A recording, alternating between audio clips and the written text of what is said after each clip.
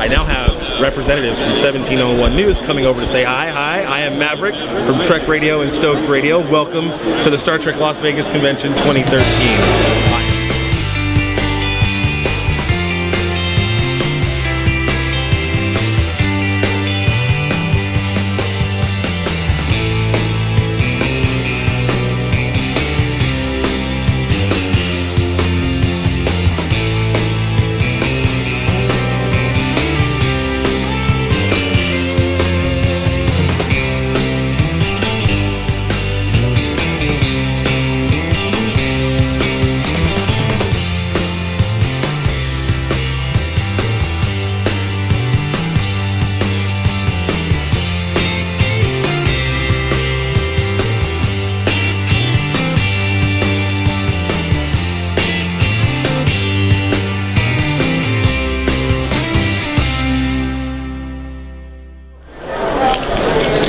The idea originally started last year,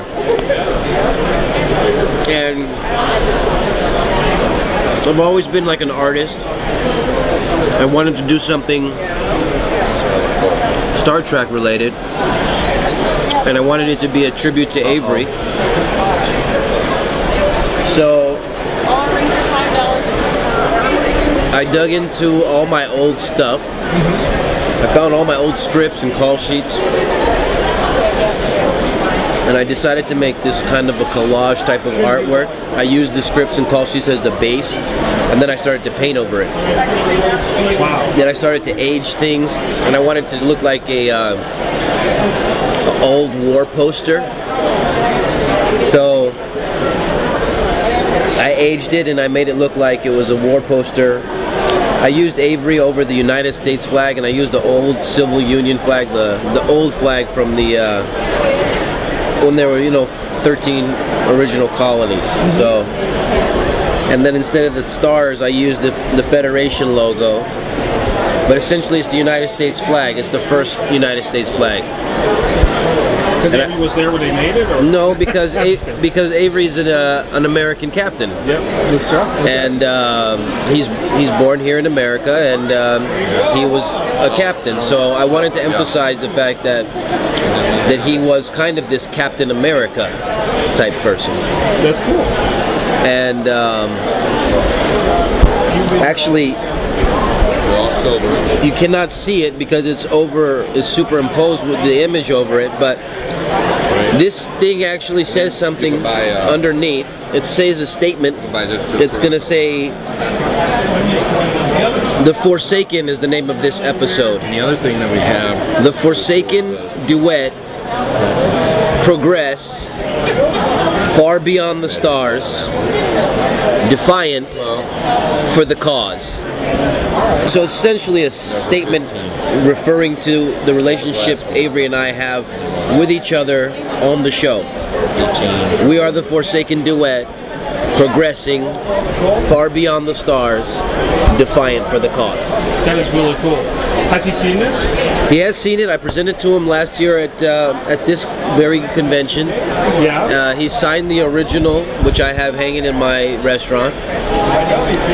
And after I did his, I felt such a satisfaction and gratitude, gratitude for the whole experience, and it allowed me to kind of get into my art mode. So I started to say I want to do that more. So I decided to do Captain Jean-Luc Picard, who is actually Patrick Stewart, who was born in London. So this is his homage. I used the Borg logo in the background to emphasize that he was formerly a Borg. It helped kick off your show, right? It helped kick off our show. I etched the Borg into the wood paneling. And then I used some of the original Star Trek Next Generation stuff that I had to superimpose the ship and the created by Gene Roddenberry. you can use it as a pen all over here.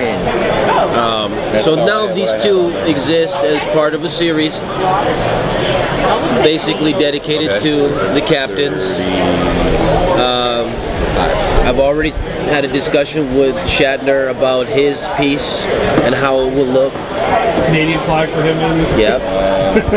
And it just emphasizes the evolution of the show and how it came. We'll also be doing my own self-portrait with my Ethiopian flag. Excellent. Because I have my own Ethiopian roots. And so all of these things are in the making. It's going to be an entire collection. Now, will they all hang in the restaurant then? Your restaurant? Well, they might actually, when they're finished, go to some type of art gallery or wherever I can get it to be displayed. Because I like it to be admired and looked at and criticized and critiqued like any other piece of art. Yeah.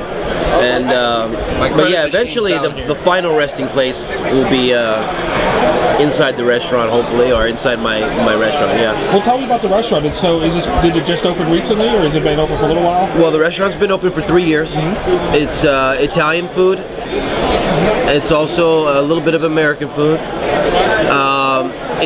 The restaurant has kind of evolved. In the beginning, it started as a cafe, and then it started to evolve to more fine dining and wine. It's called Cirroc, the wine bar, and then there's another restaurant called Cafe Cirroc. They're actually connected. They're one and the same, but they're separate. So my wife has her own restaurant and I have my own, but we work together to make both of them work. Excellent. And it's kind of evolved to that. The food is amazing. We have lasagna, we have shrimp scampi, we have bruschetta, we have pizzas that are flatbread that people really love.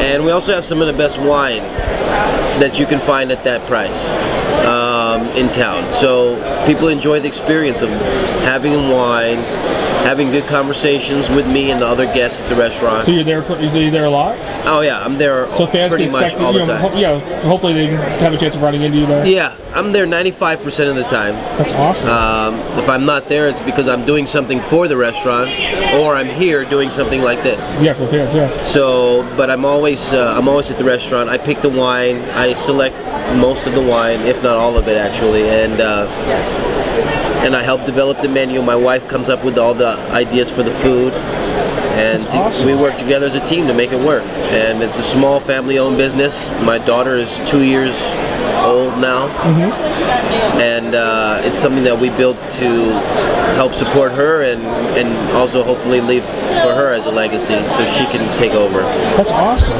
And where's it at? Like, where can people find it? It's in Culver City, near Playa Vista, near the airport. It's 5 minutes from LAX.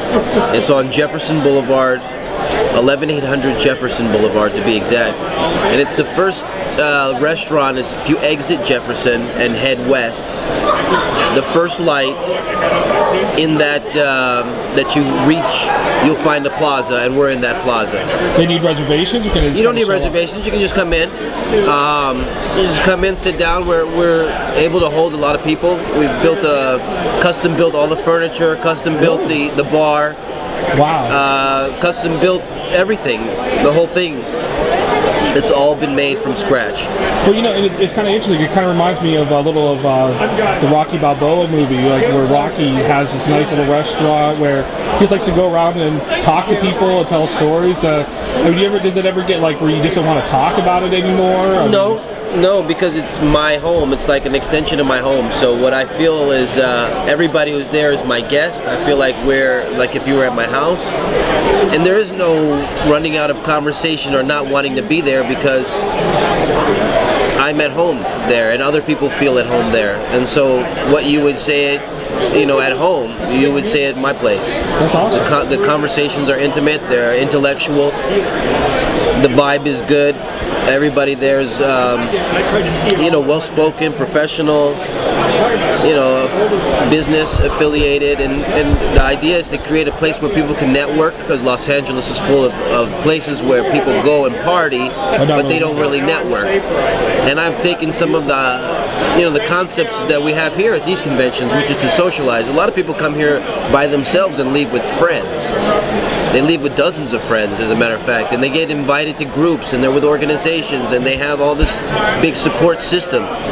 But when you're in LA, you feel by yourself. It's almost like every man for himself. We're all fighting for the same jobs, we're all fighting for the same money, or whatever it is. And there's a lack of that sense of camaraderie, that sense of getting to know people. So I try to create that environment in my place. That's awesome. I make sure I introduce people to each other. I get to know people, what they do, what their names are, what they like to do, what their favorite things are, what kind of wine they like.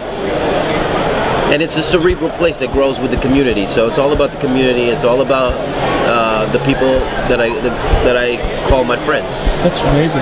It's kind of interesting because, like, I mean, even your character on Deep Space Nine, the family business was, you know, an old New Orleans restaurant basically, and that was just the center of life. I didn't mean to copy that. It was completely accidental, but still nice. It is neat. And it's ironic, but it's been really fun. A big challenge for me. When I got into it, I thought, oh yeah, this will be easy. I know what to do. And it was a big challenge. But I've learned a lot about myself. I've learned about hard work. I've learned about dedication and commitment. And I've also learned about building a business and a brand from nothing. And so that kind of experience is priceless for me. You know, and so 20 years since Deep Space Nine started. I mean, do you reflect back on that at all? I mean, do you look back and see, you know, the growth that you've done, like, you know, how different you were? I mean, you're young. I mean, you're only a teenager, of course, when the show started, so it's not like you were like a 30-year-old veteran actor, but but obviously, you know, that helped influence. I mean, you grew up, you know, your teenagers on the show at least, so I mean, I'm sure it had some influence. Well, you know, whatever you want. I do look back at it, at the experience that I had on Star Trek and acting, and I look at it as one of the things that I've done. I've done a lot of things, and I'm able to, you know, by the grace of God, have the ability to do different things. And this is an expression of the creativity that's inside of me.